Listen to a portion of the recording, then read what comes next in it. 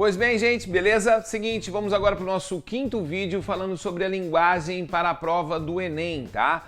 A gente já sabe que a linguagem precisa ser uma linguagem objetiva, a gente já sabe que a linguagem precisa ser uma linguagem direta, ela tem que ser impessoal, tem que ser formal, tem que ter um bom vocabulário e mais do que isso precisa ter coesão. No vídeo passado eu expliquei para vocês alguns probleminhas de coesão, mas agora eu vou falar para vocês como a gente pode melhorar essa coesão textual. Então eu vou fazer o seguinte, se você quiser deixar como lembrete todos esses elementos na hora de fazer a sua redação, é só anotar os títulos do que eu vou colocar aqui para vocês e lá quando você estiver fazendo a redação você pode utilizar esses elementos, tudo bem? Beleza? Então vamos lá.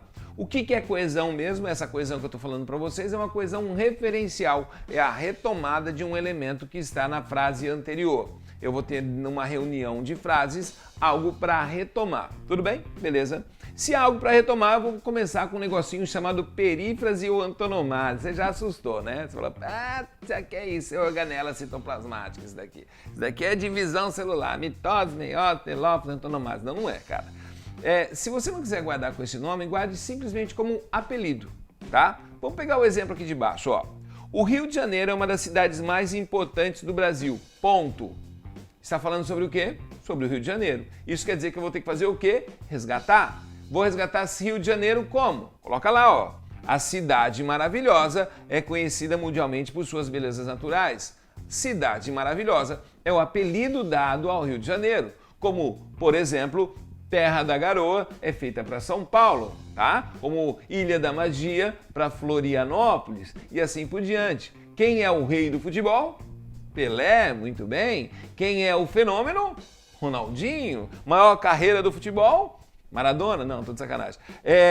Então o que você vai fazer? Você vai fazer essa ideia do quê? De retomada no seu texto, dependendo do assunto que você estiver falando. Tudo bem? Beleza? Essa é uma possibilidade, essa é uma dica para vocês. Segunda possibilidade, um negocinho chamado nominalização. O que vem a ser isso? Muitas vezes quando eu estou escrevendo um texto, na minha primeira frase, eu vou ter um verbo e esse verbo vai indicar, obviamente, uma ação. Mas esse verbo muitas vezes pode se transformar em um substantivo na próxima frase. Como assim, Valtinho? Vamos lá olhar o exemplo. A moça foi declarar-se culpada do crime. A moça foi declarar-se culpada do crime. Ponto.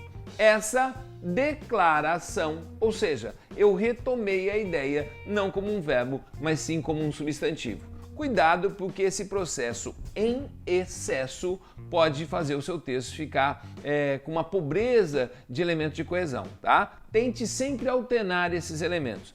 Pode utilizar um apelido aqui, pode utilizar uma nominalização ali, tudo bem? Beleza. Terceira possibilidade, palavras ou expressões sinônimas, que é aquela primeira que a gente já trabalhou. É importante entender que sinônimo nunca vai ter uma certa precisão, tá? Mas vai ser o mais próximo que a gente tem, tá? Por exemplo, os automóveis colocados à venda durante a exposição não obtiveram muito sucesso. Ponto. Frase completa, compreendi. Isso talvez tenha ocorrido porque os carros aí no caso está no lugar de quem? Está no lugar de automóvel. Houve a retomada por sinônimo. Se eu não tiver sinônimo, coloca o apelido. Se eu não tiver apelido, coloca nominalização. Beleza? Terceira possibilidade, vamos lá, por favor. Um termo síntese. Você pode até escrever aí ou deixar do ladinho, tá, cara? Você pode até chamar isso daí de hiperônimo. O que é um hiperônimo? É uma coisa que me representa, mas de uma maneira mais ampla. Por exemplo, meu nome é Walter Maldonado, vulgarmente conhecido como Valtinho. O que eu sou? Professor. Então, professor é o meu hiperônimo. Tudo bem? Beleza? Se eu for pensar, qual é o hiperônimo de Flamengo ou qual é o hiperônimo de Corinthians? O hiperônimo de Flamengo ou Corinthians são times de futebol. Então imagina que eu estou escrevendo sobre um determinado assunto, por exemplo, amor. O que o amor é? Um sentimento. Então eu faço uma frase escrevendo sobre amor, ponto. Como é que eu retomo esse sentimento? Conseguiram entender ou não? Beleza? Dá uma olhadinha na frase. O país é cheio de entraves burocráticos, é preciso preencher uma enorme quantidade de formulários que devem receber assinaturas e carimbos. Depois de tudo isso, ainda falta a emissão dos boletos para o pagamento bancário. Todas essas limitações, ou seja, houve a todos os exemplos anteriores eram de limitação. Essa palavra serve para o quê? Sintetizar o que foi colocado antes. Tudo bem?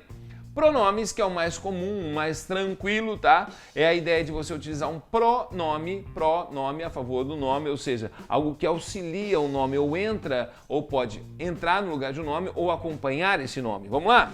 Vitaminas fazem bem à saúde, mas não devemos tomá-las. Tomar quem? As vitaminas. Tá vendo que esse lá retoma? Beleza. A instituição é uma das mais famosas da localidade. Seus funcionários de quem? Funcionários da instituição. Tudo bem? Mais uma. A mãe amava o filho e a filha queria muito tanto a um, o filho, quanto a outra. Pois bem, pronome é sempre uma boa saída. Pô, Valtinho, já tenho 4, olha que legal. Mas vamos ter mais, cara. Vamos colocar mais um, ó. Próximo. Elipse. Elipse é uma figura de linguagem e também é um recurso muito legal para a coesão. Ele é muito útil, mas você tem que tomar um certo cuidado para não gerar um negocinho chamado ambiguidade. Olha lá. O diretor foi o primeiro a chegar à sala. Ponto, já entendi. Joia. Abriu as janelas. Quem abriu as janelas? O diretor. Mas ele está ali na frase? Não, ele está escondido, ele está subentendido. Tudo bem? É legal porque às vezes você escreve uma frase e você não encontra um elemento para colocar no lugar. Então o que você faz? Simplesmente tira. Não coloca nada e ele pode ficar subentendido, tá? Eu acho que é um grande método. Só toma cuidado para você não ter uma relação dessa elipse com outros termos anteriores, o que geraria um negocinho chamado ambiguidade, tá? Mais uma coisinha que você pode utilizar é repetição do nome próprio, principalmente se estiver fazendo uma referência ou escrevendo sobre algum autor. Por exemplo, Machado de Assis revelou-se como um dos maiores contistas da literatura brasileira. A vasta produção de Machado. Vamos de novo? Meu nome é Walter Maldonado. Escrevi uma frase sobre Walter Maldonado. Posso colocar um pronome? Ele. Posso colocar um hiperônimo? Professor. Ou posso colocar uma repetição numa parte do nome? Maldonado. Conseguiram entender ou não? Beleza? Bom, rapaziada, é isso que eu queria passar para vocês como algumas dicas, alguns recursos para que você consiga fazer a coesão textual. Tudo bem? Beleza? Gente, o que é importante você saber também? Que tudo isso que eu estou dizendo para vocês precisa ser dentro da norma culta da língua portuguesa. E mais uma coisa que é extremamente importante: a linguagem se melhora escrevendo, praticando. Então é muito importante que você pratique essas redações. Você vai receber nas correções do mais vírgulas coloridinhas, você já deve estar recebendo, com indicativos de quais são os seus problemas de linguagem, tá? Respeite o que o professor está dizendo, ouça, leia, perceba o que o professor está querendo dizer para vocês. E mais, se você tiver algum problema maior, pode entrar em contato com a gente para que a gente possa te auxiliar ainda mais em formas de resolver esse problema. Tudo bem? Beleza? Nós encerramos aqui a parte relacionada à linguagem. Agora é prática, prática e mais prática. É isso que vai trazer resultado para vocês. A prática, a correção, a melhoria, o esforço para que você consiga ter um resultado bem melhor. Estamos iniciando o nosso projeto, você já assistiu a todos os vídeos importantes e agora mãos à obra na escrita da sua redação. Seja bem-vindo ao curso mais prática para que você consiga ter o quê? Um bom resultado e chegue à sua nota 1000 na prova do Enem. É isso aí, bom trabalho!